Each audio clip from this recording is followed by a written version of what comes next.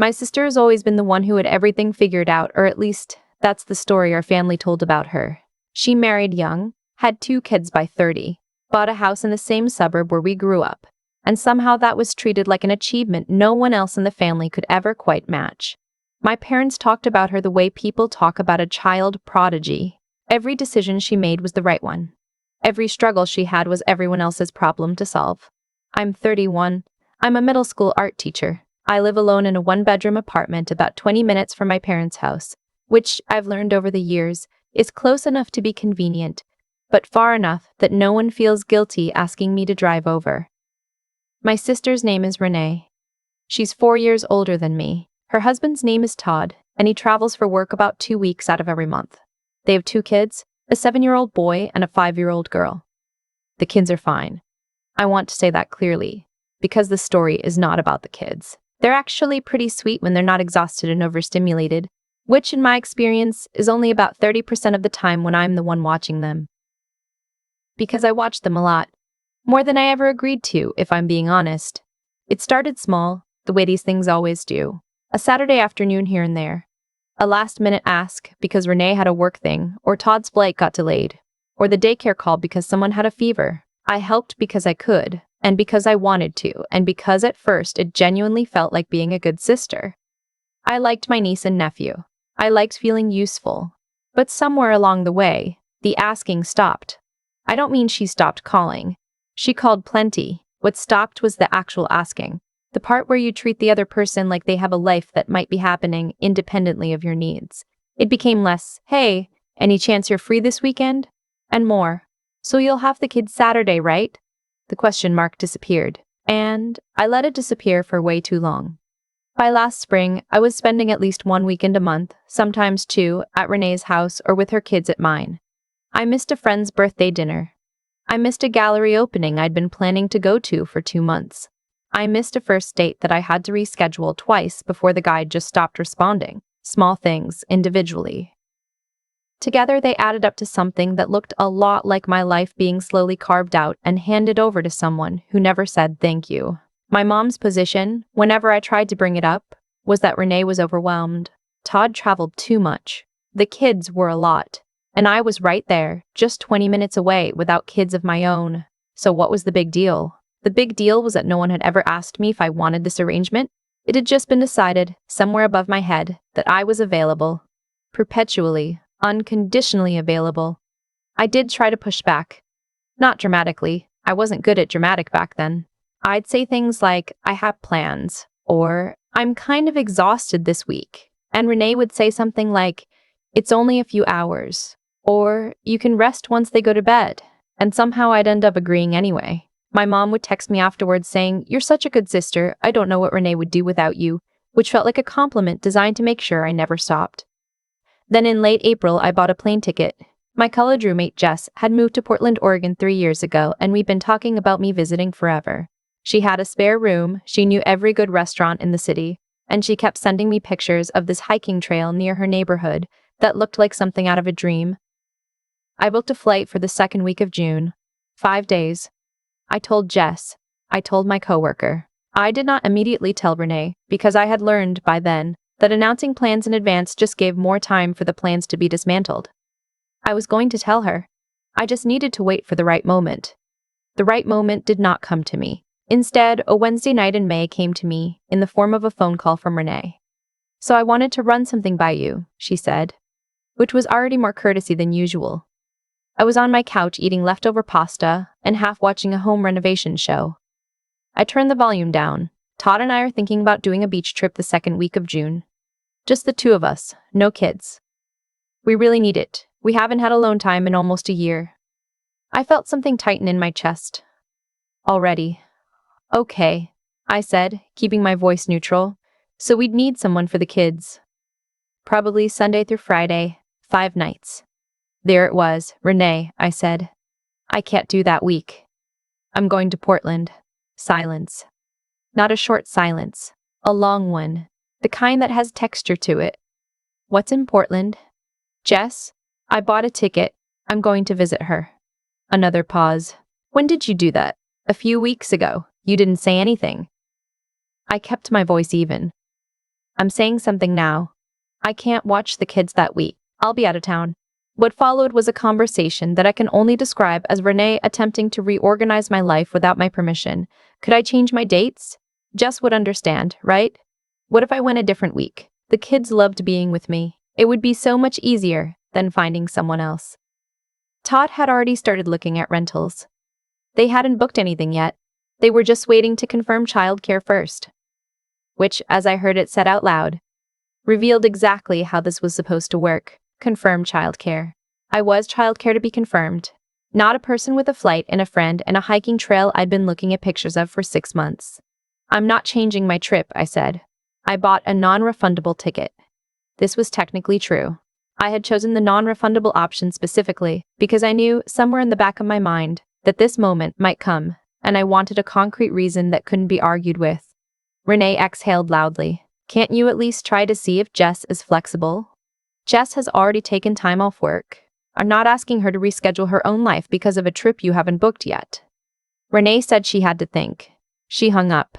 I sat on my couch for a minute with the phone in my hand and the pasta getting cold and the renovation show playing on mute, and I felt something I wasn't entirely used to feeling, the specific, quiet satisfaction of not having backed down. It lasted about 40 minutes. Then my mom called. She'd heard from Renee.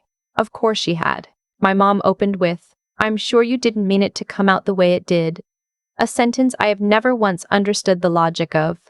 And then moved into the familiar territory of Renee's stress level, Todd's travel schedule, how hard it was to find last-minute childcare, and how I was so good with the kids and they loved me so much. I listened to all of it. I said, "I hear you. I'm still going to Portland." My mom made a sound like I'd said something unreasonable. "You can go to Portland anytime. Renee can go to the beach anytime." Silence. "That's not fair," my mom said. "She needs this trip." "I need mine too," I said. "And I planned it first."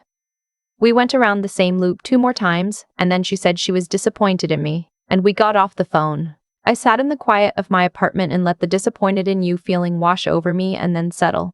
It didn't disappear, but it didn't knock me over the way it used to. The next 2 weeks were strange. Renee didn't call, which was unusual enough that it felt like its own kind of pressure. My mom texted me a few times, nothing about the situation directly, just regular things, which somehow felt worse. My dad sent me a meme, which is how I knew he'd been briefed. I went to work. I finished out the school year. I packed my bag the Friday before my trip. Saturday morning, I was planning to leave for the airport around 9:30. My flight was at noon. I had everything ready, bag by the door, cat fed and with extra water. Neighbor confirmed to check in on her. I was sitting at my kitchen table with coffee, genuinely just enjoying the quiet and the feeling of being about to go somewhere, when my phone showed a text from Renee. "Todd's mom can't do it. We're dropping the kids off at noon." No question. No call first. A statement. I read it twice. Then I called her. She picked up on the second ring, which told me she'd been waiting. "Renee, I told you I'm going to Portland. My mother-in-law canceled last minute. What am I supposed to do? That is not my emergency. I am not available. They're kids, not a burden. You can take them to Portland. I'm not taking 2 kids to Portland on a trip I planned for myself. I have a flight in 3 hours." Her voice shifted into something harder. "So you're just going to leave me with no options?" "You have options. You could find a babysitter. You could call a neighbor. You could not go on the trip this week. Those are all options. I'm not one of them." She hung up. I finished my coffee. My hands were slightly shaky. Not from fear exactly, but from the particular physical feeling of holding a line you've never held before. It turns out that's its own kind of adrenaline. I left my apartment at 9:25, 5 minutes ahead of schedule. I locked the door. I put my bag in the trunk. I drove to the airport. About 20 minutes into the drive, my phone started going. I had it connected to Bluetooth in my car, and I could see the names on the display. Renee, then my mom, then a number I didn't recognize, then my mom again. I let them go to voicemail. I was driving. Distracted driving is dangerous. By the time I got through security and to my gate, I had 7 voicemails and 14 texts.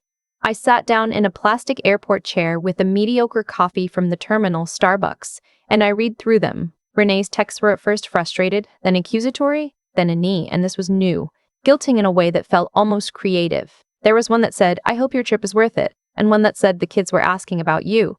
And I didn't know what to tell them. And one that was just 3 words, "Really disappointed, Lauren." My name is Lauren, by the way. I realize I haven't said that until now. I'm Lauren. I'm a middle school art teacher from outside of Cincinnati, and I was sitting in an airport about to fly to Portland for the first time, and my name appearing in a guilt text for my sister felt like exactly the kind of thing that should not have the power it once did.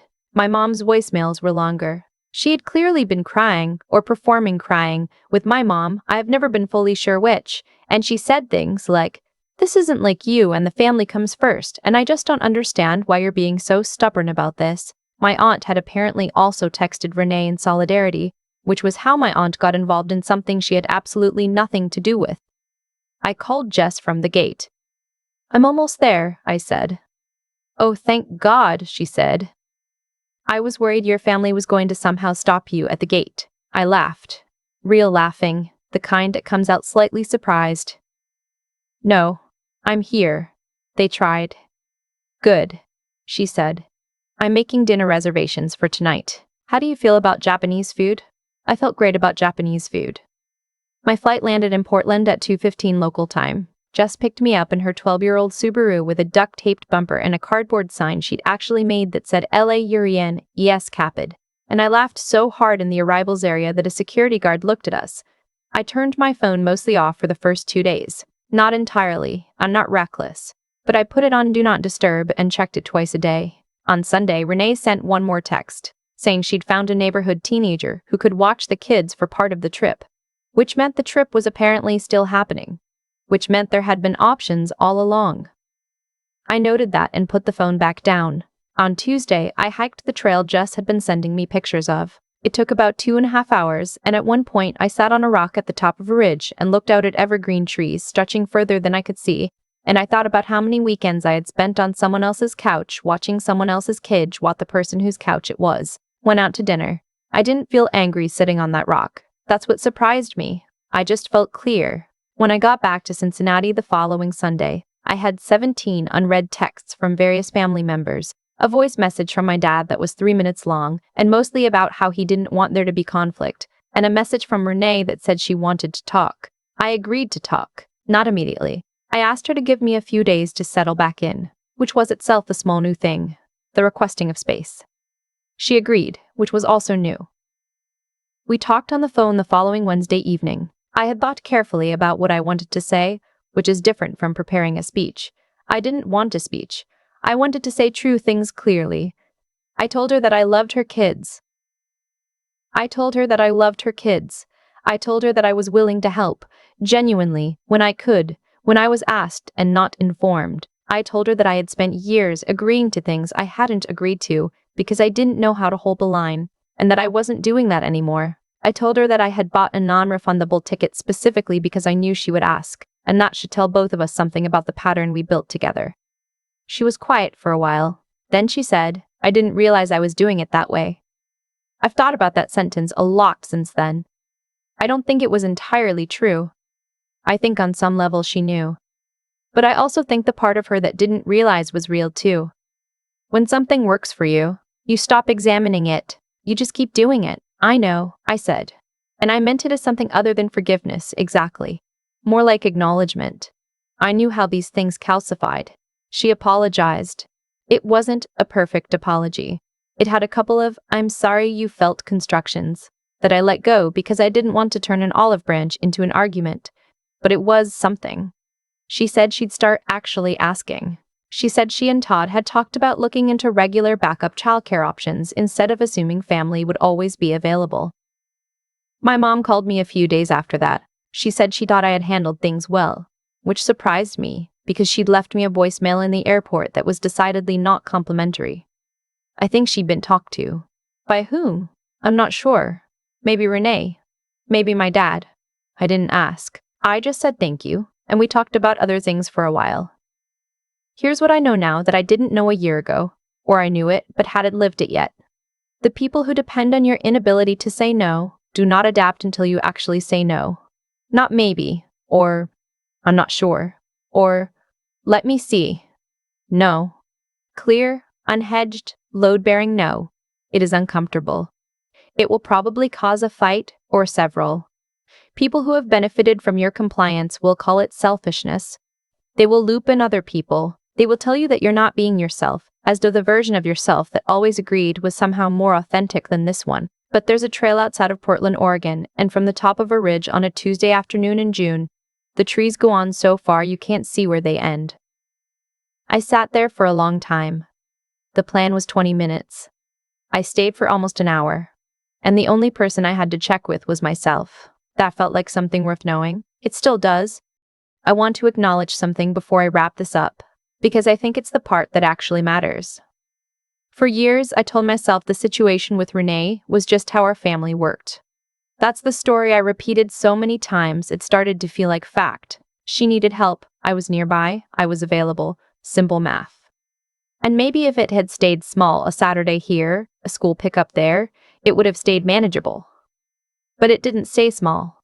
It grew the way things grow when no one pushes back. Quietly, steadily, until one day you look up and realize the life you're living has been arranged around someone else's convenience, and you can't quite remember agreeing to any of it. What I've learned is that the arrangement wasn't created by Renee alone. I built half of it. Every time I said yes when I meant no, every time I moved my plans instead of holding them, every time I let a question mark disappear from a sentence that should have been a question, I was teaching her how to treat me. That's not blame directed at myself. It's just cause and effect, plain and honest. The pattern existed because both of us kept feeding it. The moment I stopped feeding it, everything shifted. Not immediately, and not without noise. There were the texts and the voicemails and my mom's disappointment and my aunt's unsolicited opinions, and all the friction that comes with changing a rule that nobody officially agreed to but everyone had gotten used to. That part was real, and it was uncomfortable, and I won't pretend it wasn't. But discomfort is not the same as being wrong. Here's what I keep coming back to. Intelligence isn't only about knowing things. It's about being honest enough to look at a situation clearly, even when the clear view is inconvenient. For a long time, I wasn't being honest with myself about what was happening. I dressed it up as being a good sister, being flexible, being the kind of person who shows up for family. Those are real values, but they were being used as cover for something else. For the fact that I didn't know how to bear the weight of someone else's disappointment. Learning to bear that weight is what I'd call the actual work. Not grand or dramatic, just sitting with the discomfort of someone being upset with you, and not immediately trying to fix it by undoing the boundary you just set. Renee was upset. My mom was disappointed, and I went to Portland anyway, and sat on a ridge surrounded by evergreen trees, and felt, for the first time in a long time, like my life was actually mine. That's what I want for anyone watching this who recognizes something in Lauren's story. Not revenge, not drama, not the satisfaction of winning an argument. Just that feeling, the one where you do the thing you said you were going to do and the sky doesn't fall and you realize the cost of holding your ground was survivable all along. Renee and I are okay now. Not perfect, but okay. She asks before she assumes, most of the time. My mom calls and we talk about regular things. And I have a photo on my phone from that hiking trail in Portland that I look at sometimes when I need to remember what it felt like to choose myself without apologizing for it. That photo's worth more to me than any version of that summer where I stayed home.